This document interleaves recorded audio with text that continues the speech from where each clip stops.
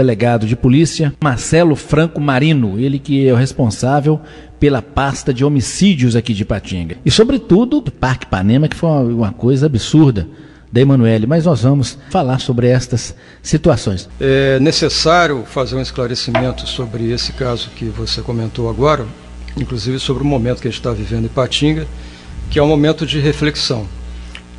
Em pouco tempo, um lapso muito curto de tempo, 2 homicídios, na verdade 2 feminicídios, 2 mulheres vítimas no Parque Ipanema, nas imediações aí do Parque Ipanema, e nos 2 casos houve indícios de violência sexual, sendo que no primeiro ela não se consumou, não houve a violência sexual, mas no segundo houve, antes da morte da vítima, houve sim violência sexual e muito grave.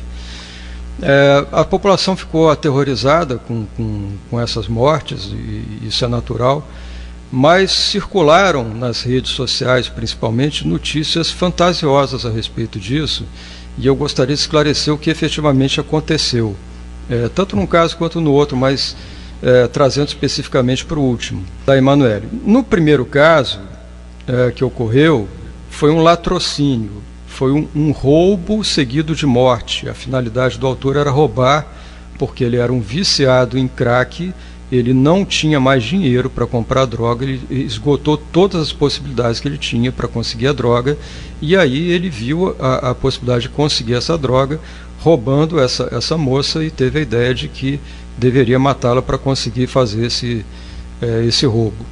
Esse autor foi preso, está à disposição da Justiça, prisão preventiva decretada. Com relação ao último caso, que é o caso da Emanuela, não se trata de latrocínio, trata-se de feminicídio, que é um crime praticado quando a vítima é morta em razão da condição do sexo feminino, e eu vou explicar isso mais adiante por quê. E também, além do feminicídio, houve uma outra espécie delitiva, que é o estupro, que foi praticado antes da morte da vítima. O que aconteceu? As redes começaram a circular mensagens fantasiosas dizendo que havia um serial killer em Ipatinga.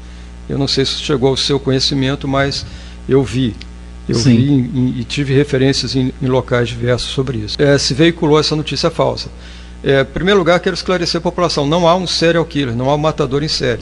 E todos os autores foram presos, tanto no primeiro caso, que era um autor só, quanto nesse último caso da Emanuela, 2 autores presos, autuados em flagrante e, posteriormente, a prisão em flagrante convertida em preventiva pelo Poder Judiciário. Nós finalizamos o inquérito essa semana e entregamos à Justiça, e agora nós estamos fazendo os devidos esclarecimentos à população. A população tem o direito de saber.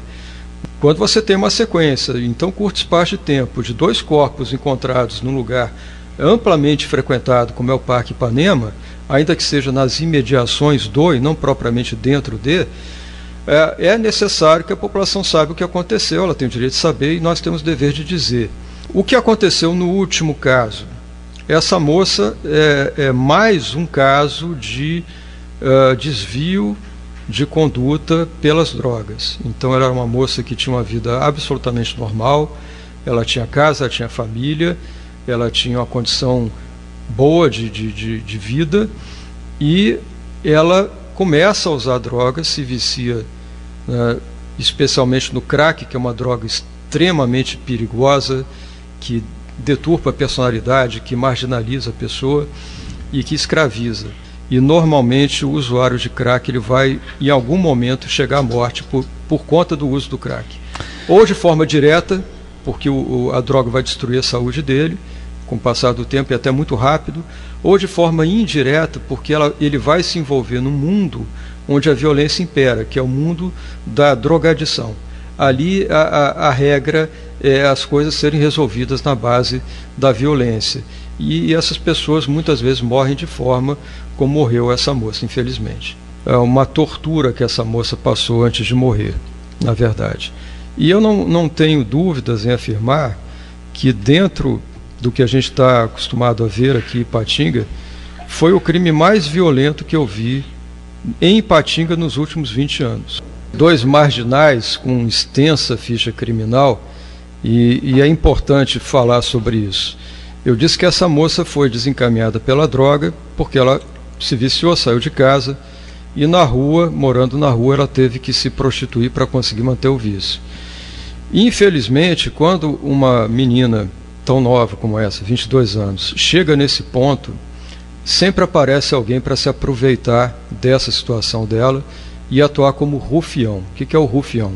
É a pessoa que vai explorar a prostituição de outra pessoa, vai ficar com os lucros da prostituição. E ela conheceu no vício, ela conheceu esse marginal, que tem o apelido de Dadinho, né? Não posso falar o nome dele por questões legais, mas nada me impede de dizer o apelido dele.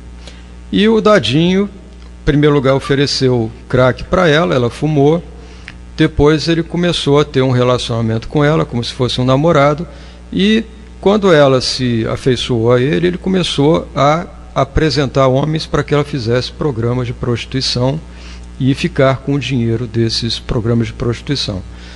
Ou seja, explorar a escravidão sexual da vítima. Certamente em troca ele dava para ela droga. Sim, sim. Nossa. E aí, o que acontece? Em determinado momento, ela começa a se rebelar contra essa situação e se recusa a dar o dinheiro para ele.